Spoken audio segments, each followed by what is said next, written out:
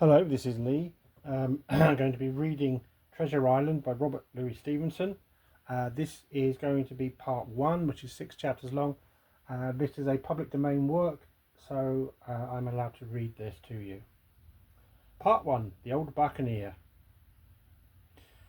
Squire Trelawney, Dr. Livesey, and the rest of these gentlemen having asked me to write down the whole particulars about Treasure Island from the beginning to the end, keeping nothing back but the bearings of the island, and that only because there is still treasure not yet lifted. I take up my pen in the year of grace 17 something, and go back to the time when my father kept the admirable Benbow Inn, and the brown old seaman with the sabre cut first took up his lodging under our roof.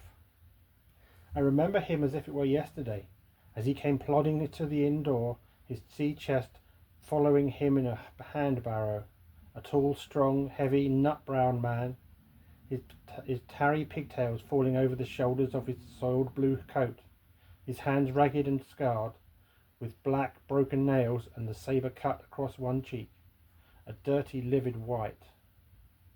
I remember him looking round the cover and whistling to himself as he did so, and then breaking out in the old sea song that he sang so often afterwards.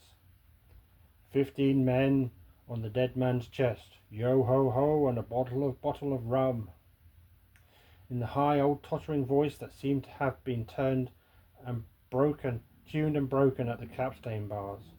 Then he rapped on the door with a bit of stick like a handspike that he carried, and when my father appeared, called roughly for a glass of rum.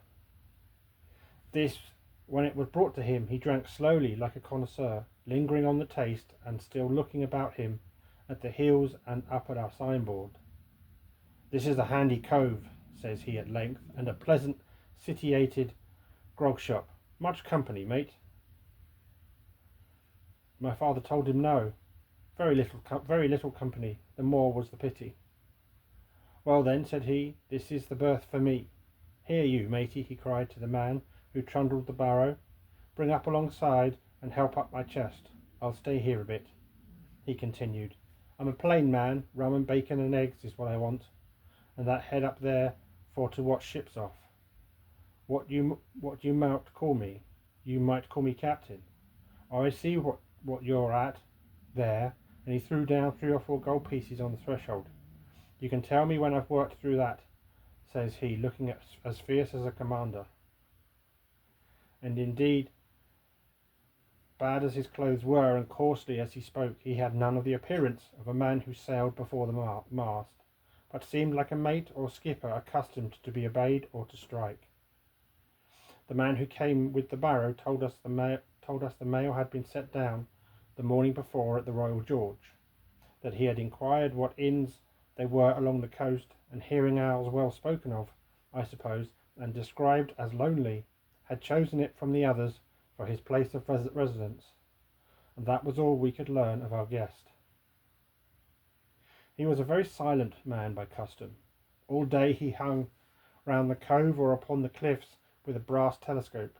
All evening he sat in a corner of the parlour next the fire and drank rum and water very strong. Mostly he would not speak when spoken to, only look up sudden and fierce, and blow through his nose like a foghorn, and we and the people who came about our house soon learned to leave him be.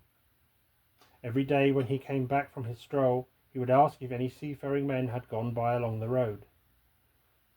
At first we thought it was the want of company of his own kind that made him ask the question, but at last we began to see he was desirous to avoid them. When a seaman did put up at the Admiral Benbow, as now and then some did, making by the coast road for Bristol, he would look in at him through the curtained door before he entered the parlour, and he was always sure to be as silent as a mouse when any such was present. For me, at least, there was no secret about the matter, for I was, in a way, a sharer in his alarms. He had taken me aside one day and promised me a silver 4-penny on the first of every month if I would only keep my weather eye open for a seafaring man with one leg, and let him know the moment he appeared. Often enough Often enough, when the first of the month came around and I applied to him for my wage, he would only blow through his nose at me and stare me down, but before the week was out he was sure to think better of it, bring me my penny piece, and repeat his orders to look out for the seafaring man with one leg. How that personage haunted my dreams, I need scarcely tell you. On stormy nights when the wind shook the four corners of the house and the surf roared along the cove and up the cliffs, I would see him in 1,000 forms and with 1,000 diabolical expressions. Now the leg would be cut off at the knee, now at the hip. Now he was a monstrous kind of a creature who had never had but the one leg, and that in the middle of his body.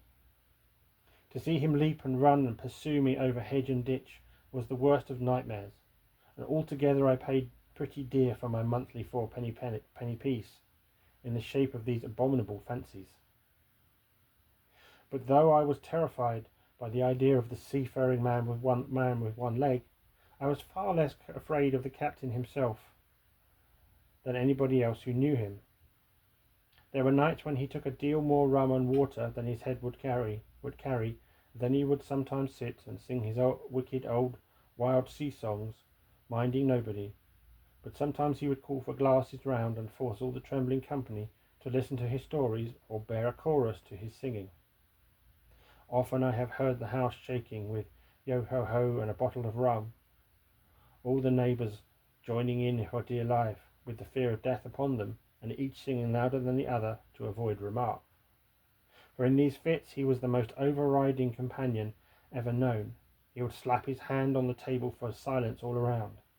He would fly up in a passion of anger at a question, or sometimes because none was put, and so he judged the company was not following his story. Nor would he allow anyone to leave the inn till he had drunk himself sleepy and reeled off to bed. His stories were what frightened people worst of all. Dreadful stories they were, about hanging and about walking the plank, and storms at sea, and the dry Tortugas, and wild deeds and places on the Spanish Main. By his own account, he must have lived his life among some of the wickedest men that God ever allowed upon the sea, and the language in which he told these stories shocked our plain country people almost as much as the crimes that he described. My father was always saying the inn would be ruined, for people would soon cease coming there to be tyrannized over and put down, and sent shivering to their beds. But I really believe his presence did us good. People were frightened at the time, but on looking back they rather liked it.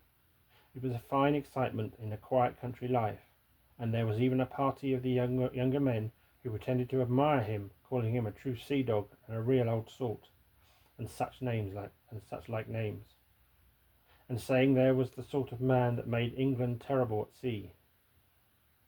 In one way, indeed, he bade fair to ruin us, for he kept on staying week after week, and at last month after month, so that all the money had been long exhausted, and still my father never plucked up the heart to insist on having more. If ever he mentioned it, the captain blew through his nose so loudly that you might say he roared, and stared my poor father out of the room. I have seen him wringing his hands after such a rebuff, and I am sure the annoyance and the terror he lives in must have greatly hastened his early and unhappy death. At the time he lived with us, the captain made no change whatsoever in his dress but to buy some stockings from a hawker.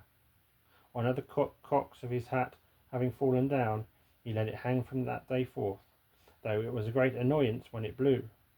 I remember the appearance of his coat, which he patched himself upstairs in his room, and which before the end was nothing but patches. He never wrote or received a letter, and he never spoke with any but the neighbours, and with these, for the most part, only when drunk on rum. The great sea chest none of us had ever seen open. He was only crossed, and that towards the end, when my poor father was far gone in a decline that took him off.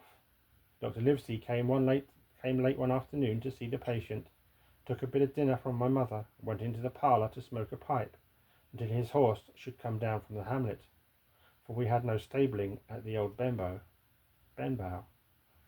I followed him in, and I remember Observing the contrast, the neat, bright doctor, with his powder as white as snow, and his bright black eyes and pleasant manners, made with the coltish country folk, and above all with that filthy, heavy, bleared scarecrow of a pirate of ours, sitting far gone in rum, with his arms on the table. Suddenly he, the captain, began to pipe in his eternal song. 15 men on the dead man's chest, yo ho ho, and a bottle of rum. Drink and the devil had done for the rest. Yo ho ho, and a bottle of rum. At first I had supposed the dead man's chest to be that identical big box of his upstairs in the front room, and the thought had been mingled in my nightmares that one of the one-legged seafaring man. But by this time we had all long ceased to pay any particular notice to the song. It was new, that night, to nobody but Dr. Livesey, and on him I observed it did not produce an agreeable effect, for he looked up for a moment quite angrily before he went on with his talk to old Taylor, the gardener, on a new cure for the rheumatics. In the meantime the captain gradually brightened up at his own music, and at last flapped his hand upon the table before him in a way we all knew to mean silence. The voices stopped at once, all but Dr. Livesey's. He went on as before, speaking clear and kind, and drawing briskly at his pipe between every word or two. The captain glared at him for a while, flapped his hand again, glared still harder, and at last broke out with a villainous low oath. Silence there between decks. "You addressing me, sir?" says the doctor. And when the ruffian had told him with another oath that this was so, "I've only one thing to say to you, sir," replied the doctor, "that if you keep on drinking rum, the world will soon be quit of a very dirty scoundrel." The old fellow's fury was awful. He sprang to his feet, drew and opened a sailor's clasp knife, and balancing it open on the palm of his hand, threatened to pin the doctor to the wall. The doctor never so much as moved.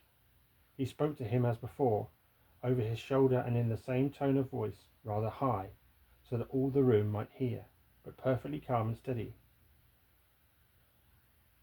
"If you do not put that knife this instant in your pocket, I promise upon my honour you shall hang at the next assizes."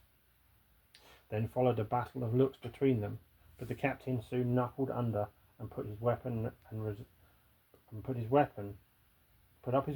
resumed his seat, grumbling like a beaten dog. "And now, sir," continued the doctor, "since I now know there's such a fellow in my district, you may count I'll have an eye upon you day and night. I'm not a doctor only, I'm a magistrate, and if I catch a breath of complaint against you, if it's only for a piece of incivility like tonight's, I'll take effectual means to have you hunted down and routed out of this. Let that suffice."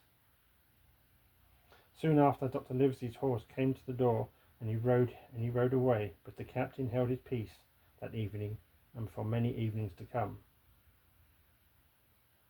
It was not very long after this that there occurred the first of the mysterious events that rid us at last of the captain, though not, as you will see, of his affairs. It was a bitter cold winter, with long hard frosts and heavy gales, and it was plain from the first that my poor father was little likely to see the spring. He sank daily, and my mother and I had all the inn upon our hands, and were kept busy enough without paying much regard to our unpleasant guest. It was one January morning, very early, a pinching, frosty morning, the cove all grey with hoarfrost, the ripple lapping softly on the store, the sun still low and only touching the hilltops and shining far to seaward. The captain had risen earlier than usual and sat down on the beach, his cutlass swinging under the broad skirts of the old blue coat, his brass telescope under his arm, his hat tilting back upon his head. I remember his breath hanging like smoke in his wake as he strode off, and the last sound I heard of him as he turned the big rock was a loud snort of indignation, as though his mind was still running upon Dr. Livesey. Well, mother was upstairs with father, and I was laying the breakfast table against the captain's return, when the parlour door opened and a man stepped on on whom I had never seen my eyes before. He was a pale, tallow creature, wanting 2 fingers of the left hand, and though he wore a cutlass, he did not look much like a fighter. I had always my eye open for seafaring men, and with one leg or two, and I remembered this one puzzled me. He was not sailorly, yet he had a smack of the sea about him too. I asked him what was for his service, and he said he would take rum, but as I was going out of the room to fetch it, he sat down upon a table and motioned me to draw near. I paused where I was, and with my napkin in my hand. "Come here, sonny," says he. "Come nearer here." I took a step nearer. "Is this here table for my mate Bill?" he asked with a kind of leer. I told him I did not know his mate Bill, and this was for a person who stayed in our house, whom we called the captain. "Well," said he, my mate Bill would be called the captain as like as not. He has a cut on one cheek, and a mighty pleasant way with him, particularly in drink, as my mate Bill. We'll put it for argument like that your captain has a cut on one cheek, and we'll put it, if you like, that cheek's the right one. Ah, well, I told you. Now, is my mate Bill in this house here? In this here house?" I told him he was out walking. "Which way, sonny? Which way has he gone?" And when I had pointed out the rock, and told him how the captain was likely to return, and how soon, and answered a few other questions. "Ah," said he, "this would be as good as drink to my mate Bill." The expression of his face as he said these words were not at all pleasant, and I had my own reasons for thinking that the stranger was mistaken, even supposing he meant what he said. But it was no affair of mine, I thought, and besides, it was difficult to know what to do. The stranger kept hanging about just inside the inn door, peering round the corner like a cat waiting for a mouse. Once I stepped out myself into the road, but he immediately called me back, and as I did not obey quick enough for his fancy, a most horrible change came over his tallowy face, and he ordered me in with an oath that made me jump. As soon as I was back again, he returned to his former manner, half fawning, half sneering, patted me on the shoulder, told me I was a good boy, and that he had taken quite a fancy to me. "I have a son of my own," said he, "as like as you as 2 blocks, and he's all the pride of my art. But the great thing for boys is discipline, sonny, discipline. Now, if you had sailed along with Bill, you wouldn't have stood there to be spoken to twice, not you. That was never Bill's way, nor the way of sick as sailed with him. And here, sure enough, is my mate Bill, with a spyglass under his arm. Bless his old art, to be sure. You and me'll just go back into the parlour, sonny, and get behind the door, and we'll give Bill a little surprise. Bless his art, I say again." So saying, the stranger backed along with me into the parlour, and put me behind him in the corner, so that we were both hidden by the open door. I was very uneasy and alarmed, as you may fancy, and it rather added to my fears to observe that the stranger was certainly frightened himself. He cleared the hilt of his cutlass and loosened the blade in the sheath, and all the time we were waiting there he kept swallowing as if he felt what he used to call a lump in the throat. At last in strode the captain, slammed the door behind him without looking to the right or left, and marched straight across the room to where his breakfast awaited him. "Bill," said the stranger, in a voice that I thought he had tried to make bold and big. The captain spun round on his heels and fronted us. All the brown had gone out of his face, even his nose was blue. He took the look of a man who sees a ghost, or the evil one, or something worse, if anything can be. And upon my word, I felt sorry to see him all in a moment turn so old and sick. "Come, Bill, you know me. You know an old shipmate, Bill, surely," said the stranger. The captain made a sort of gasp. "Black dog," said he. "And who else?" returned the other. getting more at ease. Black Dog as ever was, come for to see his old shipmate Billy, at the Admiral Benbow Inn. Ah, Bill, we have seen a sight of times, us two, since I lost these two talons, holding up his mutilated hands. Now look here, said the captain, you've run me down. Here I am. Well then, speak up. What is it? That's you, Bill, returned Black Dog. You're in the right of it, Billy. I'll have a glass of rum from this dear child here, as I've took such a liking to, and we'll sit down, if you please, and talk square like old shipmates. When I returned with the rum, they were already seated on either side of the captain's breakfast table. Black Dog next to the door, and sitting sideways, so as to have one eye on his old shipmate and one, as I thought, on his retreat. He bade me go and leave the door wide open. None of your keyholes for me, sonny, he said, and I left them together and retired into the bar. For a long time, though, I certainly did my best to listen. I could hear nothing but a low gatling, and at last the voices began to grow higher, and I could pick up a word or two, mostly oaths, from the captain. No, and an end of it, he cried once. And again, if it comes to swinging, swing all, say I. Then all of a sudden there was a tremendous explosion of oaths and other noises. The chair and table went over in a lump. A clash of steel followed, and there a cry of pain, and the next instant I saw Black Dog in full flight, and the captain hotly pursuing, both with drawn cutlasses, and the former streaming blood from the left shoulder. Just at the door, the captain aimed at the fugitive. One last tremendous cut, which would certainly have split him to the chine, had it not been intercepted by our big signboard of Admiral Benbow. You may see the notch on the lower side of the frame to this day. That blow was the last of the battle. Once out upon the road, Black Dog, in spite of his wound, showed a wonderful clean pair of heels and disappeared over the edge of the hill in half a minute. The captain, for his part, stood staring at the signboard like a bewildered man. Then he passed his hand over his eyes several times, and at last turned back into the house.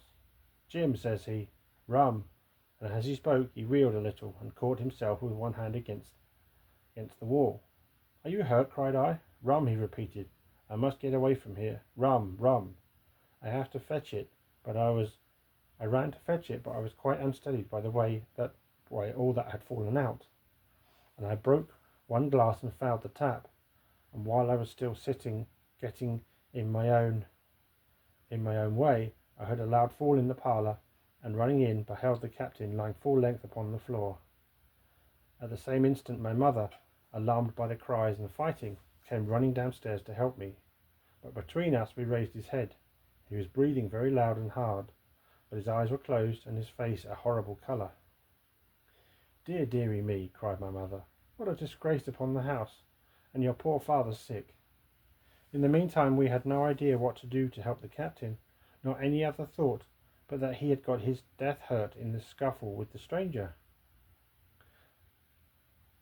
I got the rum, to be sure, and tried to put it down his throat, but his teeth were tightly shut and his jaw as strong as iron. It was a happy relief for us when the door opened and Dr. Livesey came in on his visit to my father. Oh, doctor, we cried, what shall we do? Where is he wounded? Wounded? A fiddlestick's end, said the doctor. No more wounded than you or I. The man has had a stroke, as I warned him.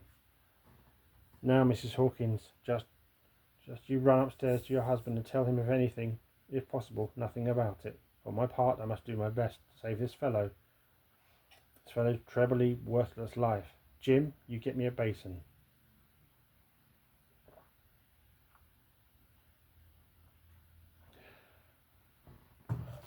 Sip of water. When I got back with the basin, the doctor had already ripped up the captain's sleeve and exposed his great sinewy arm. It was tattooed in several places. Here's luck, a fair wind, and Billy Bones, his fancy, were very neatly and clearly executed on the forearm and up near the shoulder. There was a sketch of a gallows and a man hanging from it, done, as I thought, with great spirit. Prophetic, said the doctor, touching this picture with his finger. And now, Master Billy Bones, if that be your name, we'll have a look at the colour of your blood. Jim, he said, are you afraid of blood? No, sir, said I. Well then, said he, you hold the basin, and with that he took his lancet and opened a vein. A great deal of blood was taken before the captain opened his eyes and looked mistily about him. First he recognised the doctor with an unmistakable frown, then his gaze fell upon me, and he looked relieved. But suddenly his colour changed, and he tried to raise himself, crying, Where's Black Dog? There is no black dog here, said the doctor, except what you have on your own back. You have been drinking rum, you have had a stroke, precisely as I told you, and I have just very much against my own will dragged you foremost out of the grave. Now, Mr. Bones. That's not my name, he interrupted. Much I care, returned the doctor. It's the name of any buccaneer of my acquaintance, and I call you by it for the sake of shortness. And what I have to say to you is this. One glass of rum won't kill you, but if you take one, you'll take another, and I stake my wig that if you don't break off short, you'll die. Do you understand that? Die and go to your own place, like the man in the Bible. Come now, make an effort. I'll help you to your bed for once. Between us, with much trouble, we managed to hoist him upstairs, and laid him on his bed, where his head fell back on the pillow, as if he were almost fainting. Now mind you, said the doctor, I clear my conscience. The name of rum for you is death. With that he went off to see my father, taking me with him by the arm. This is nothing, he said, as he closed the door. I have drawn blood enough to keep him quite a while. He should lie for a week where he is. That is the best thing for him. And you, but another stroke for him and you. But another stroke would settle him. At noon I stopped at the captain's door with some cooling drinks and medicines. He was lying very much as we had left him, only a little higher, and he seemed both weak and excited. Jim, he said, the only one here that's worth anything, and you know I've always been good to you. Never a month but I've given you a silver penny for yourself, and now you see me, mate, I'm pretty low, and deserted by all. And Jim, you'll bring me one noggin of rum now, won't you, matey? The doctor, I began, but he broke in, cursing the doctor in a feeble voice but heartily. Doctors is all swabs, he said, and that doctor there, why, what do he know about seafaring men?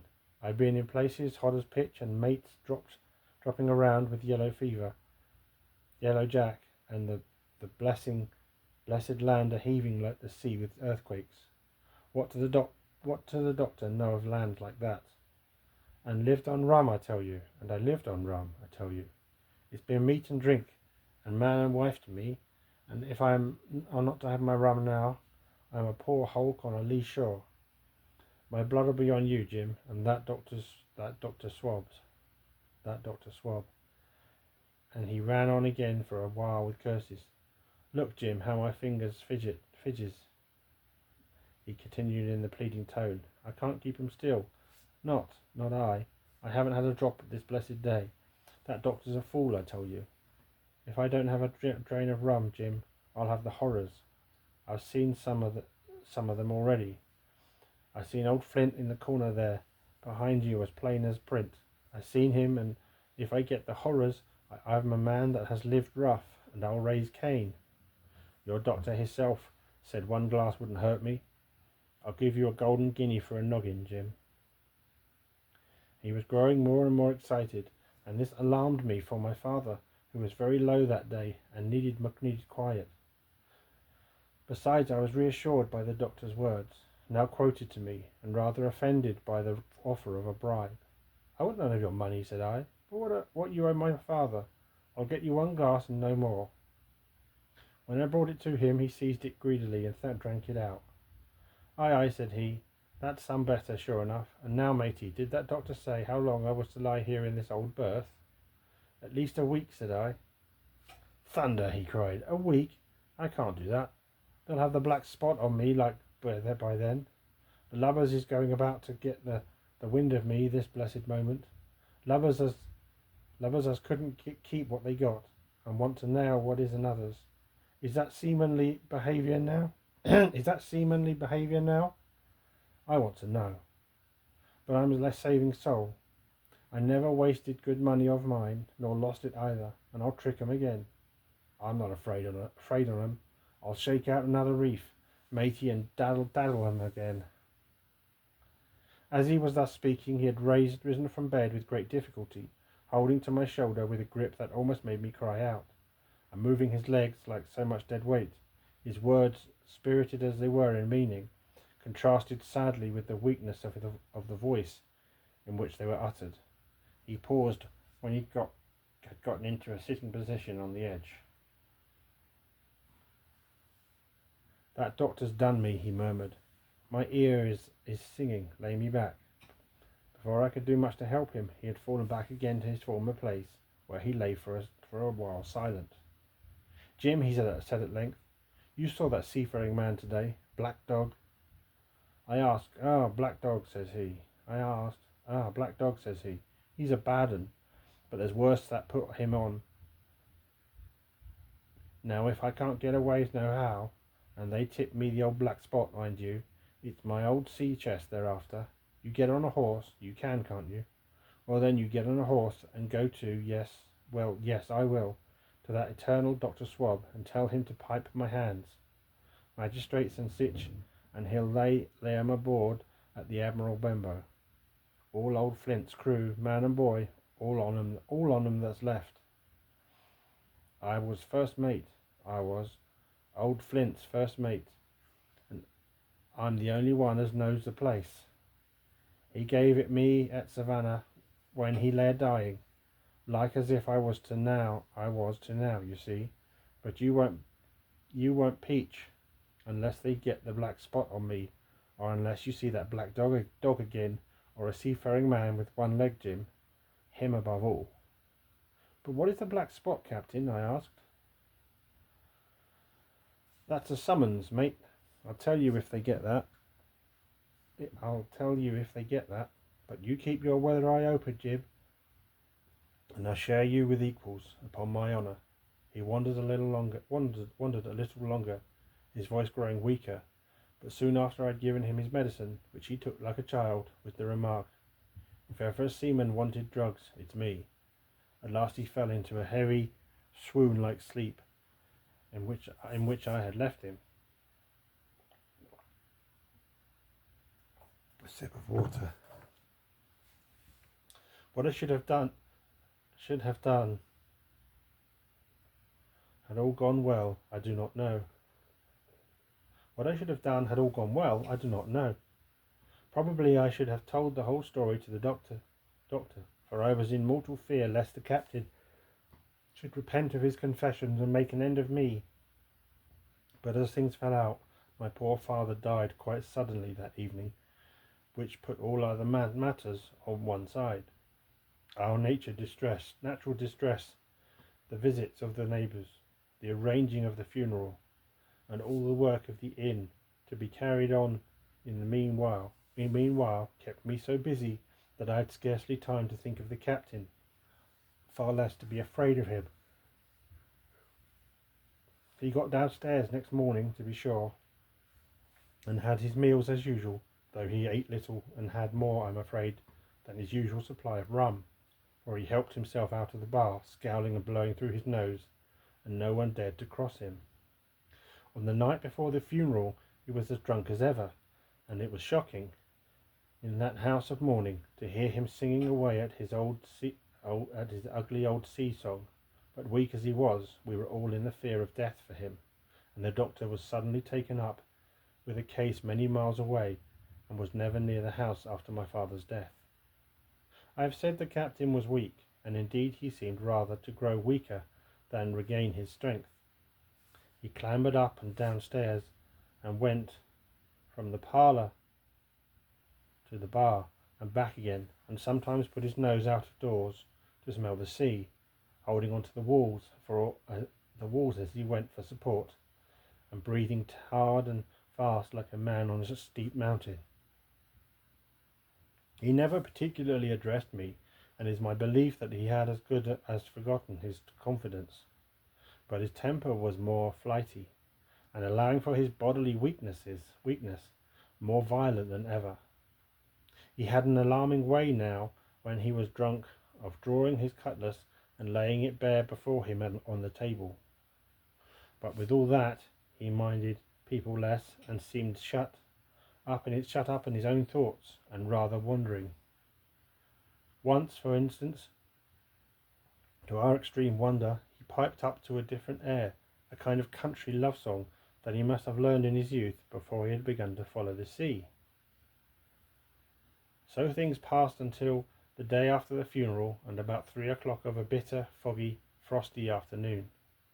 I was standing at the door for a moment, full of sad thoughts about my father, when I saw someone drawing slowly near along the road.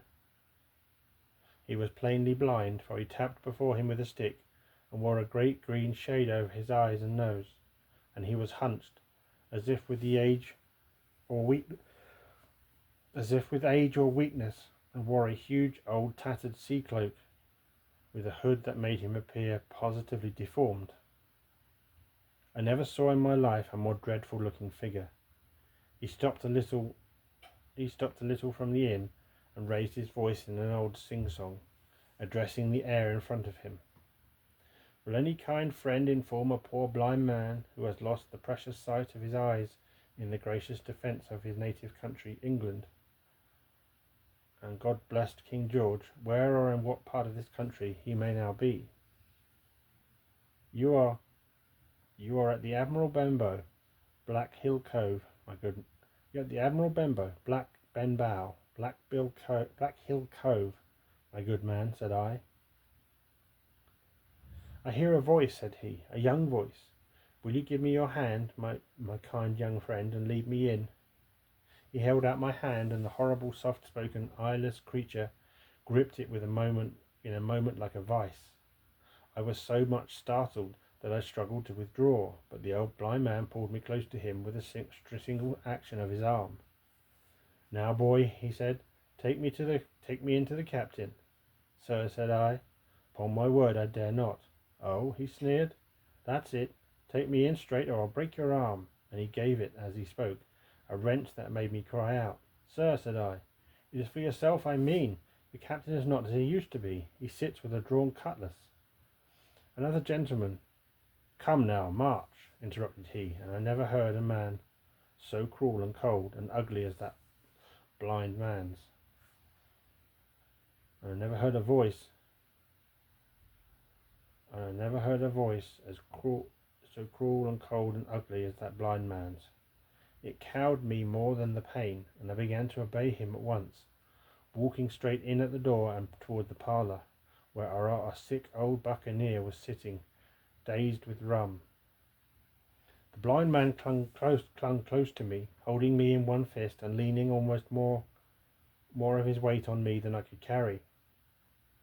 Lead him straight up to him, and when I'm in view, cry out, here's a friend for you, Bill. If you don't, I'll do this. And with that he gave me a twitch that I thought would have made me faint. Between this and that, I was so utterly terrified of the blind beggar that I forgot my terror of the captain, and as I opened the parlour door, cried out the words he had ordered in a trembling voice. The poor captain raised his eyes, and at one look the rum went out of him and left him staring sober.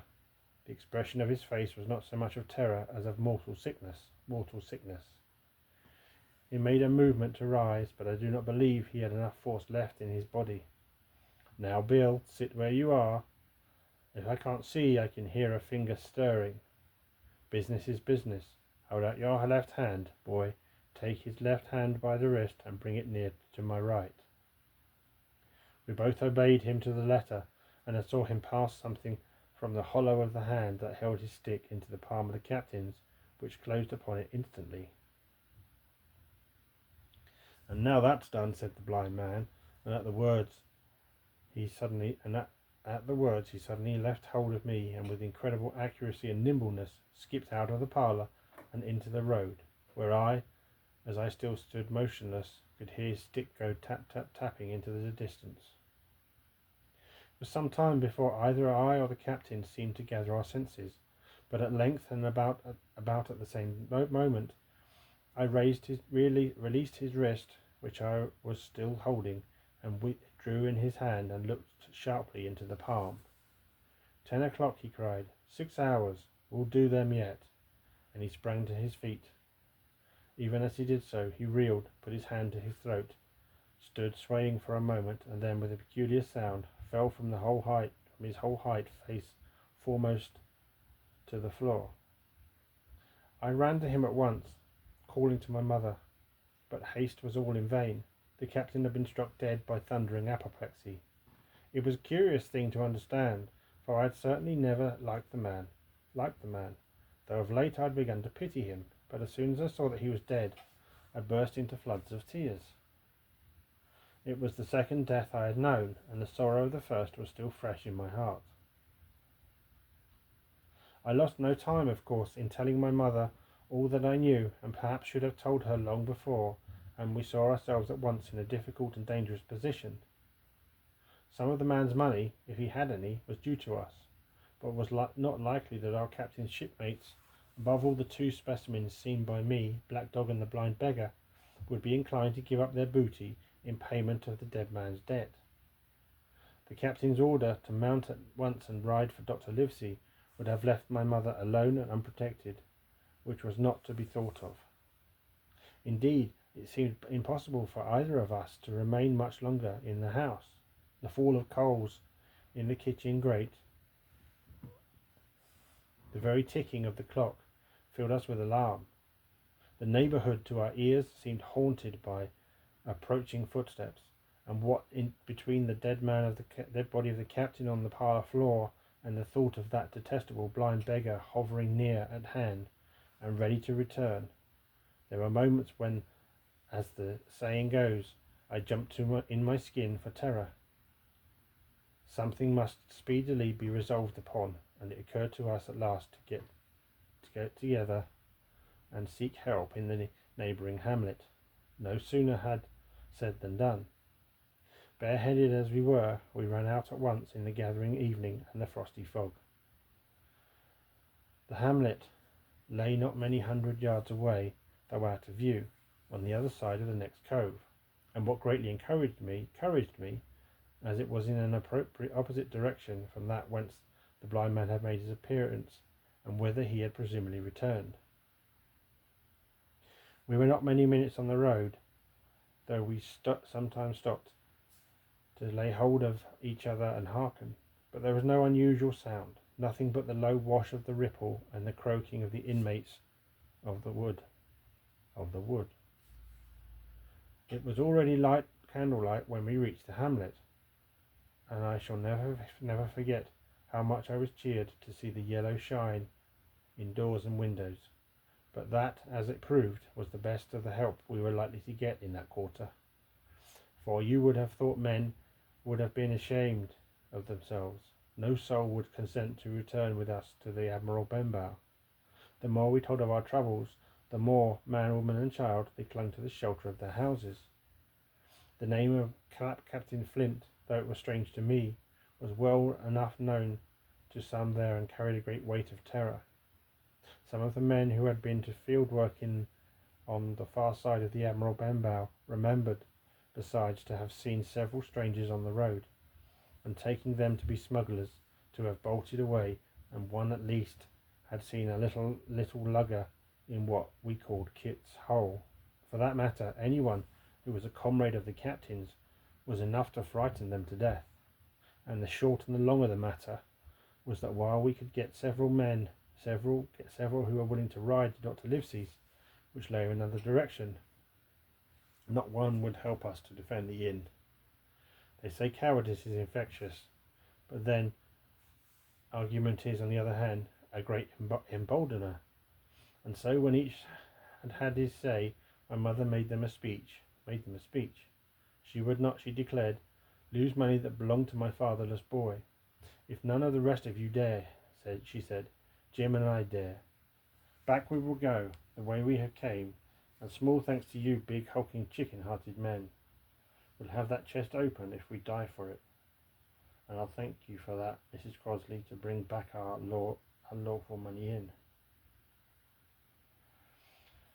Of course, I said I would go with my mother, and of course we all cried out at our foolhardiness.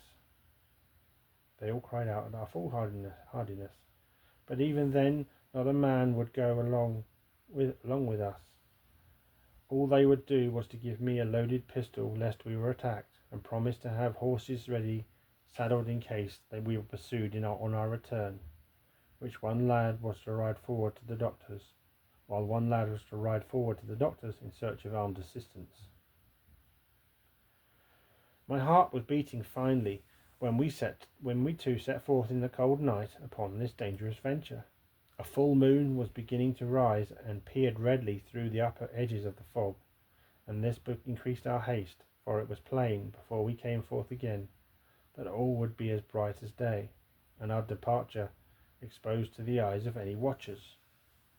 We slipped along the hedges, noiseless and swift, nor did we see or hear anything to increase our terrors, till, to our relief, the door of the Admiral Benbow had closed behind us. I slipped the bolt at once, and we stood and panted for a moment in the dark, alone in the house with the dead captain's body. Then my mother got a candle in the bar, and holding each other's hand, we advanced into the parlour. He lay as we had left him, on his back, with the eyes open and one arm stretched out. "Draw down the blind, Jim," whispered my mother. "They might come and watch outside. And now," said she when I had done so, "we have to get the key off that. And who's to touch it, I should like to know." And she gave a kind of sob as she said the words. I went down on my knees at once. On the floor, close to his hand, there was a little round of paper, blackened on the one side. I could not doubt that this was the black spot, and taking it up, I found written on the other side, in a very good, clear hand, this short message: "You have till 10 tonight." "He had till 10, mother," said I, and just as I said it, our clock began striking. This sudden noise startled us shockingly, but the news was good, for it was only 6. "Now, Jim," said she said, "that key." I felt in his pockets, one after another, a few small coins, a thimble and some thread and big needles, a piece of pigtail tobacco bitten away at the end, his gully with the crooked handle, a pocket compass and a tinder box were all that they contained, and I began to despair. "Perhaps it's round his neck," suggested my mother. Overcoming a strong repugnance, I tore open his chest at the neck, and there, sure enough, hanging to a bit of tarry string, which I cut with his own gully, we found the key. At this triumph we were filled with hope, and hurried upstairs without delay to the little room where he had slept so long, and where his box had stood since the day of his arrival. It was like any other seaman's chest on the outside. The initial B burned on the top of it like with a hot iron, and the corners stood somewhat smashed and broken as by long rough usage. "Give me the key," said my mother, and though the lock was very stiff, she had turned it and thrown back the lid in a twinkling. A strong smell of tobacco and tar rose from the interior, but nothing was to be seen on the top except a suit of very good clothes, carefully brushed and folded. They had never been worn, my mother said. Under that the miscellany began: a quadrant, a tin cannikin, several sticks of tobacco, 2 braces of very handsome pistols, a piece of oak bar silver, an old Spanish watch, and some trinkets of little value and mostly of foreign make, a pair of compasses mounted with brass, and 5 or 6 curious West Indian shells. I have often wondered why he should have carried about these shells with him in the wandering, guilty and hunted with life.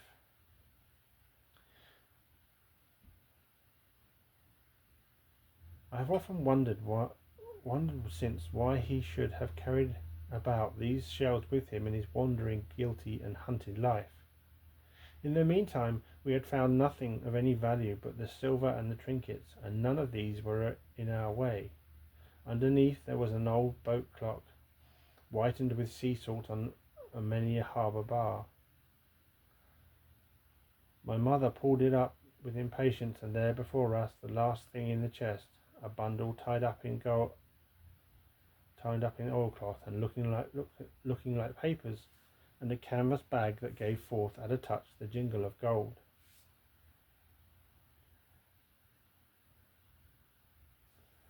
I'll show these rogues that I'm an honest woman," said my mother. "I'll have my dues and not a farthing over." Hold Mrs. Crosley's bag, and she began to count over the amount of the captain's score from the sailor's bag into the one that I was holding. It was a long, difficult business, for the coins were all of countries and sizes, doubloons and louis d'ors, and guineas and pieces of 8, and I know not what besides, all shaken together at random. The guineas too were about the scarcest, and it was with these only that my mother knew how to make her count. When we were about halfway through, I suddenly put my hand upon her arm, for I had heard in the silent, frosty air a sound that brought my heart into my mouth, the tapping of the blind man's stick upon the frozen road. It drew nearer and nearer, while we sat holding our breath. Then it struck sharp on the inn door, and then we could hear the handle being turned and the bolt rattling as the wretched being had tried to enter. And then there was a long time of silence both within and without. At last the tapping recommenced, and to our indescribable joy and gratitude died slowly away again until it ceased to be heard. "Mother," said I, "take the whole and let's be going," for I was sure the bolted door must have seemed suspicious, and would bring the whole hornet's nest about our ears, though how thankful I was that I had bolted it. None could tell who had never met that terrible blind man. But my mother, frightened as she was, would not consent to take a fraction more than was due to her, and was obstinately unwilling to be content with less. It was not yet 7, she said, by a long way. She knew her rights, and she would have them, and she was still arguing with me when a little low whistle sounded a good way off upon the hill. That was enough, and more than enough for both of us. "I'll take what I have," she said, jumping to her feet, "and I'll take this to square the count," said I, picking up the oilskin packet. Next moment we were both groping downstairs, leaving the candle by the empty chest, and the next we had opened the door and were in full retreat. We had not started a moment too soon. The fog was rapidly dispersing. Already the moon shone quite clear on the high ground on either side, and it was only in the exact bottom of the dell and round the Cat Dust Tavern door that a thin veil still hung unbroken to conceal the first steps of our escape. Far less than halfway to the hamlet, very little beyond the bottom of the hill, we must come forth into the moonlight. Nor was this all, for the sound of several footsteps running came already to our ears, and as we looked back in their direction, a light tossing to and fro and still rapidly advancing showed that one of the newcomers carried a lantern. "My dear," said my mother suddenly, "take the money and run on. I am going to faint." This was certainly the end for both of us, I thought. How I cursed the cowardice of the neighbours, how I blamed my poor mother for her honesty and her greed, for her past foolhardiness and present weakness. We were just at the little bridge by good fortune, and I helped her, tottering as she was, to the edge of the bank, where sure enough she gave a sigh and fell on my shoulder. I do not know how I found the strength to do it all, and I am afraid it was roughly done, but I managed to drag her down the bank and a little way under the arch. Further I could not move her, for the bridge was too low to let me do more than crawl below it. So there we had to stay, my mother almost entirely exposed, and both of us within earshot of the inn. My curiosity, in a sense, was stronger than my fear, for I could not remain where I was, but crept back to the bank again, whence, sheltering my head behind a bush of broom, I might command the road before our door. I was scarcely in position ere my enemies began to arrive, 7 or 8 of them, running hard, their feet beating out of time along the road, and the man with the lantern some paces in front. 3 men ran together, hand in hand, and I made out, even through the mist, that the middle man of this trio was the blind beggar. The next moment his voice showed me that I was right. "Down with the door," he cried. "Aye, aye, sir," answered 2 or 3, and a rush was made upon the Admiral Benbow, the lantern bearing, following, and then I could see them pause and hear speeches passed in a lower key, as if they were surprised to find the door opened. But the pause was brief, for the blind man again issued his commands. His voice sounded louder and higher, as if he were afire with eagerness and rage. "In, in, in," he shouted, and cursed them for their delay. 4 or 5 of them obeyed at once, 2 remaining on the road with the formidable beggar. There was a pause, then a cry of surprise, and then a voice shouting from the house, "Bill's dead!" But the blind man swore at them again for their delay. "Search him, some of you shirking lubbers, and the rest of you go aloft and get the chest," he cried. I could hear their feet rattling up our old stairs, so that the house must have shook with it. Promptly afterwards, fresh sounds of astonishment arose. The window of the captain's room was thrown open with a slam, and a jingle of broken glass, and a man leaned out into the moonlight, head and shoulders, and dressed the blind beggar on the road below him. "Pew," he cried, "they've been before us. Someone's turned the chest out, alow and aloft." "Is it there?" roared Pew. "The money's there." The blind man cursed the money. "Flint's fist, I mean," he cried. "We don't see it here nohow," returned the man. "Here, you below there, is it on Bill?" cried the other man, and at that another fellow, probably him who had remained below to search the captain's body, came to the door of the inn. "Bill's been overhauled already," said he. "Nothing left. It's these people of the inn. It's that boy. I wish I'd put his eyes out," cried the blind man. Pew. "There was no time ago. They had the door bolted when I tried it." "Scatter, lads, and find 'em. Sure enough, they left their glim view, and," said the fellow from the window. "Scatter and find 'em. Rout the house out," reiterated Pew, striking with the stick upon the road.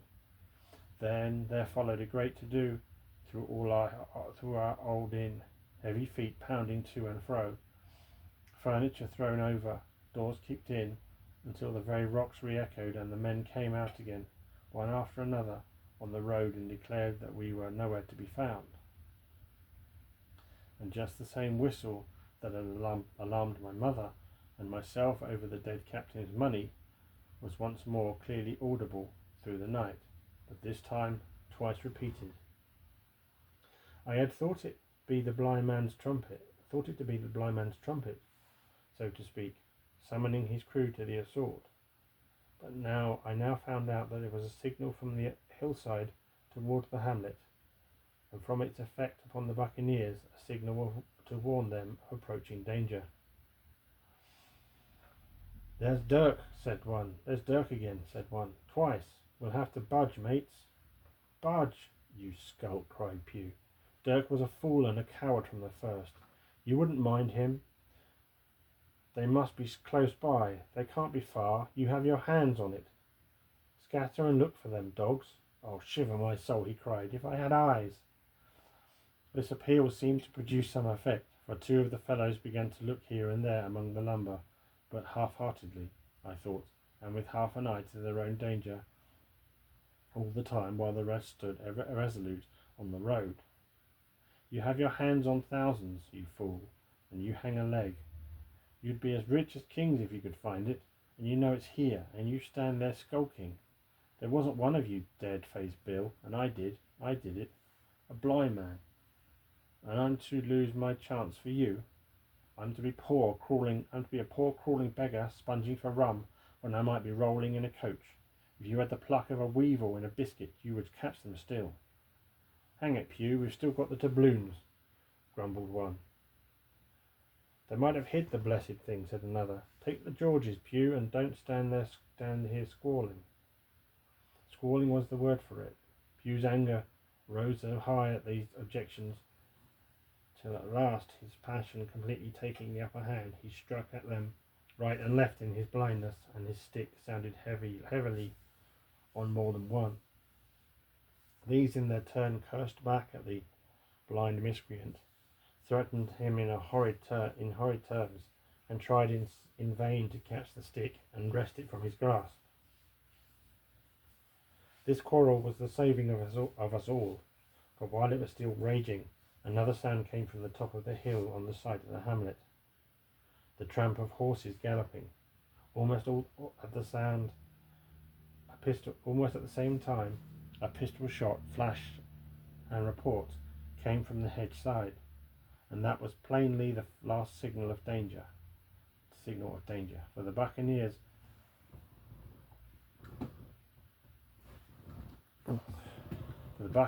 turned at once and ran, separating every direction, one seaward along the cove, one slant across the hill, and so on, so that in half a minute not a sign of them remained but Pew.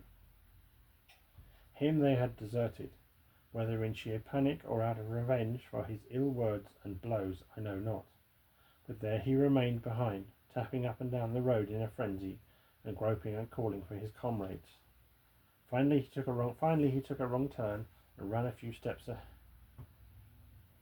past me towards the hamlet, crying, "Johnny, Black Dog, Dirk," and other names. "You won't leave old Pew, mates." Not old Pew. Just then the noise of horses topped the rise, and 4 or 5 riders came in sight in the moonlight and swept at full gallop down the slope.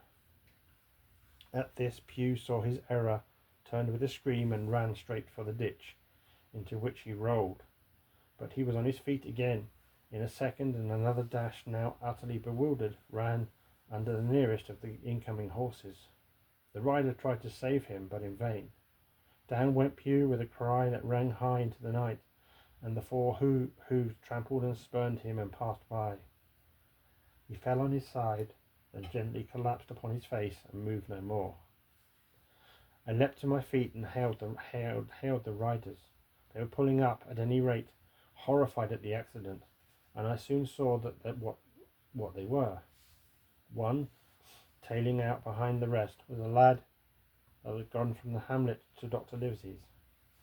The rest were revenue officers, whom he had met by the way, and with whom he had had the intelligence to return at once. Some of the news of the lugger in Kit's Hole had found its way to Supervisor Dance, and set him forth that night in our direction, and to that circumstance my mother and I owed our preservation from death. Pew was dead, stone dead. As for my mother, when we had carried her up to the hamlet, a little cold water and salts that brought her back again, and she was none the worse for her terror, though she still continued to deplore the balance of the money. In the meantime the supervisor rode on as fast as he could to Kit's Hole, but his men had to dismount and grope down the dingle, leading and sometimes supporting their horses in a continual fear of ambushes. So it was no great matter for surprise that when they got down to the hole, the lugger was already under way, though still close in. He hailed her. A voice replied, telling him to keep out of the moonlight or he would get some lead in him, and at the same time a bullet whistled close by his arm. Soon after, the lubber doubled the point and disappeared. Mr. Dance stood there, as he said, like a fish out of water, and all he could do was to patch dispatch a man to be to warn the cutters. And that, said he, is just about as good as nothing. They've got off clean, and there's an end. Only, he added, I'm glad I trod on Master Pugh's corns, for by this time they had heard my story. I went back with him to the Admiral Benbow, and you cannot imagine a house in such a state of smash. The very clock had been thrown down by these fellows in their furious hunt after my mother and myself, and though nothing had actually been taken away except the captain's money bag and a little silver from the till, I could see at once that we were ruined. Mr. Dance could make nothing of the scene. They got the money, you say? Well then, Hawkins, what in fortune were they after? More money, I suppose? No, sir, not money, I think, replied I. In fact, I believe I have the thing in my breast pocket, and to tell you the truth, I should like to get it to safety. To be sure, boy, quite right, said he. I'll take it if you like. I thought perhaps Dr. Livesey, I began. Perfectly right, he interrupted very clearly. Perfectly right, a gentleman and a magistrate. And now I come to think of it, I might as well ride round there myself and report to him or Squire. Master Pugh's dead, when all's done. But not that I regret it, but he's dead, you see, and people will make it out against an officer of His Majesty's revenue, if make it out they can. Now, I'll tell you, Hawkins, if you like, I'll take you along. I thanked him heartily for the offer, and we walked back to the hamlet where the horses were. By the time I had told mother of my purpose, they were all in the saddle. Dogger, said Mr. Dance, you have a good horse. Take up this lad behind you. As soon as I was mounted, holding on to Dogger's belt, the supervisor gave the word, and the party struck out at a bouncing trot on the road to Dr. Livesey's house. We rode hard all the way till we drew up before Dr. Livesey's door. The house was all dark to the front. Mr. Dance took me to jump down and knock, and Dogger gave me a stirrup to descend by. The door was opened almost at once by the maid. Is Dr. Livesey in? I asked. No, she said. He had come home in the afternoon, but had gone up to the hall to dine and pass the evening with the squire. So there we go, boys, said Mr. Dance. This time, as the distance was short, I did not mount, but that ran with Dogger's stirrup leather to the lodge gates and up to the long leafless moonlit avenue to where the white line of the hall buildings looked on either hand on great old gardens. Here Mr. Dance dismounted, and taking me along with him, was admitted at a word into the house. The servant led us down a matted passage and showed us at the end into a great library, all lined with bookcases and busts upon the top of them, where the squire and Dr. Livesey sat, pipe in hand, on either side of a bright fire. I had never seen the squire so near at hand. He was a tall man, over 6 feet high, and broad in proportion, and he had a bluff, rough and ready face, all roughened and reddened and lined in his long travels. His eyebrows were very black and moved readily, and this gave him a look of some temper. Not bad, you would say, but quick and high. Come in, Mr. Dance, says he, very stately and condescending. Good evening, Dance, said the doctor with a nod. And good evening to you, friend Jim. What good wind brings you here? The supervisor stood up straight and stiff and told his story like a lesson, and you should have seen how the two gentlemen leaned forward and looked at each other, and forgot to smoke in their surprise and interest. When they heard how my mother went back to the inn, Dr. Livesey fairly slapped his thigh, and the squire cried bravo and broke his long pipe against the grate. Long before it was done, Mr. Trelawney, that you will remember was the squire's name, had gone up from his seat and was striding about the room, and the doctor, as if to hear the better, had taken off his powdered wig and sat there looking very strange indeed with his own close-cropped black poll. At last Mr. Dance finished the story. Mr. Dance, said the squire, you are a very noble fellow, and as for riding down that black, atrocious miscreant, I regard it as an act of virtue, sir. like stamping on a cockroach. This lad Hawkins is a trump, I perceive. Hawkins, will you ring that bell? Mr. Dance must have some ale. And so, Jim, said the doctor, you have the thing that they were after, have you? Here it is, sir, said I, and gave him the oilskin packet. The doctor looked it all over, and his fingers were itching to open it, but instead of doing that, he put it down quietly in the pocket of his coat. Squire, said he, when Dance had done his ale, has had his hour, he must, of course, be off on his Majesty's service. But I mean to keep Jim Hawkins here to sleep at my house, and with your permission, I propose we should have up the cold pie and let him sup. As you will, Livesey, said the squire. Hawkins has earned better than cold pie. So a big pigeon pie was brought in and put on the side table, and I made a hearty supper, for I was as hungry as a hawk, while Mr. Dance was further complimented, and at last dismissed. And now, squire, said the doctor, and now, Livesey, said the squire in the same breath. One at a time, laughed Dr. Livesey. You have heard of this Flint, I suppose. Heard of him, cried the squire. Heard of him, you say? He was the bloodthirstiest buccaneer that sailed. Blackbeard was a child to Flint. The Spaniards were so prodigiously afraid of him, that I tell you, sir, I was sometimes proud he was an Englishman. I've seen his topsails with these eyes off Trinidad, and the cowardly son of a rum puncheon that I sailed with put back, sir, into port of Spain. Well, I've heard of him myself in England, said the doctor, but the point is, had he money? Money, cried the squire. Have you heard the story? What were these villains after but money? What do they care for but money? For what would they risk their rascal carcasses but money? That we shall soon know, replied the doctor. But you are so confoundedly hot-headed and exclamatory that I cannot get a word in. What I want to know is this. Supposing that I have here in my pocket some clue to where Flint buried his treasure, will that treasure amount to much? Amount, sir, cried the squire. It will amount to this. If we have the clue you talk about, I fit out a ship in Bristol dock and take you and Hawkins here along, and I'll have that treasure if I search a year. Very well, said the doctor. Now then, if Jim is agreeable, we'll open the packet. And he laid it before him on the table. The bundle was sewn together, and the doctor had to get out his instrument case and cut the stitches with his medical scissors.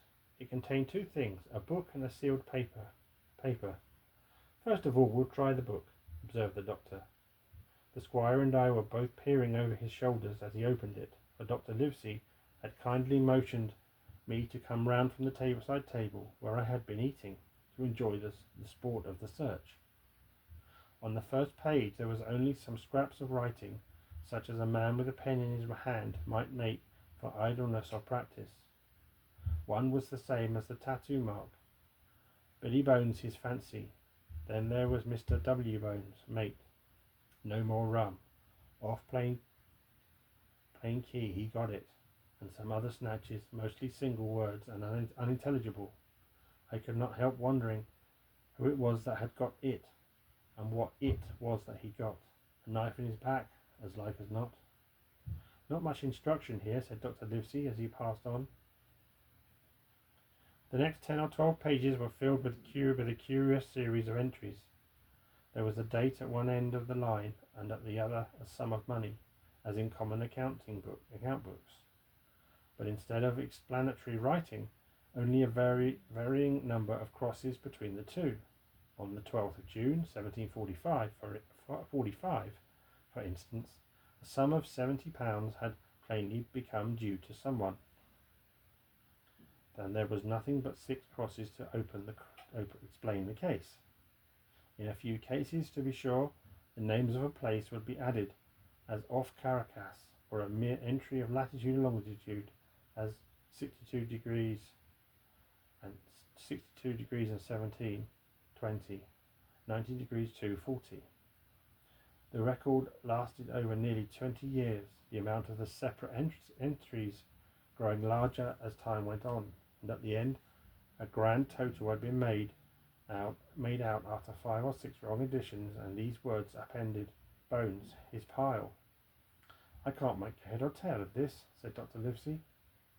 The thing is as clear as noonday, cried the squire. This is the Black-hearted Hound's account book. These crosses stand for the names of ships or towns that they sank or plundered. The sums are the scoundrel's share, and where he feared an ambiguity, you see he added something clearer. Off Caracas. Now you see, here was some unhappy vessel boarded off that coast. God help the poor souls that manned her. Coral, long ago. Right, said the doctor. See what it is to be a traveller, right? And the amount increased, you see, as he rose in rank. There was little else in the volume but a few bearings of places noted in the blank leaves towards the end, and a table for reducing French, Spanish, and English and Spanish monies to a common value. Thrifty man, cried the doctor. He wasn't the one to be cheated. And now, said the squire, for the other. The paper had been sealed in several places with a thimble by the way of seal, the very thimble, perhaps, that I had found in the captain's pocket. The doctor opened the seals with great care, and there fell out the map of an island, with latitude and longitude, soundings, names of hills and bays and inlets, and every particular that would be needed to bring a ship to a safe anchorage upon its shores. It was about 9 miles long and 5 across, shaped, you might say, like a fat dragon standing up, and had two fine landlocked harbours and a hill in the centre part marked the spyglass. There were several additions of a later date, but above all 3 crosses of red ink, 2 on the north part of the island, 1 in the southwest, and besides this last, in the same red ink, and in a small neat hand, very different from the captain's tottery characters, these words: Bulk of treasure here. Over on the back, the same hand had written this further information: Tall tree, spyglass shoulder, bearing a point to the north of north-northeast, skeleton island, east-southeast, and by east 10 feet.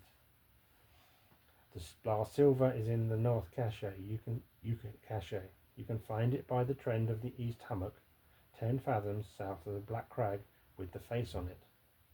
The arms are easy found in the sand hill, north point of North Inlet Cape, bearing E and a quarter north JF.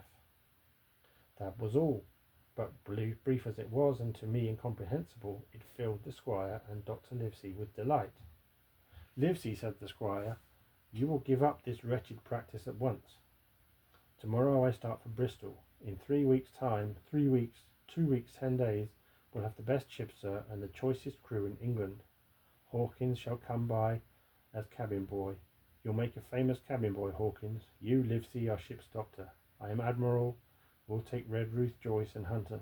We'll have a favourable winds, a quick passage, and not the least difficulty in finding the spot, and money to eat, to roll in, to play duck, and drake with ever after. Trelawney, said the doctor, I'll go with you, and I'll go bail for it. So will Jim, and be a credit to the undertaking. There's only one man I'm afraid of. And who's that? Cried the squire. Name the dog, sir. You, replied the doctor, for you cannot hold your tongue. We are not the only men who know of this paper. These fellows who attacked the inn tonight, bold, desperate blades for sure, and the rest who stayed aboard that lugger, and more, I dare say, not far off, are one and all, through thick and thin, bound that they'll get that money. We must none of us go alone till we go to sea. Jim and I shall stick together. In the meanwhile, you'll take Joyce and Hunter when you ride to Bristol, and from first to last, not one of us must breathe a word of what we found. Livesey, returned the squire, you are always in the right of it. I'll be as silent as the grave.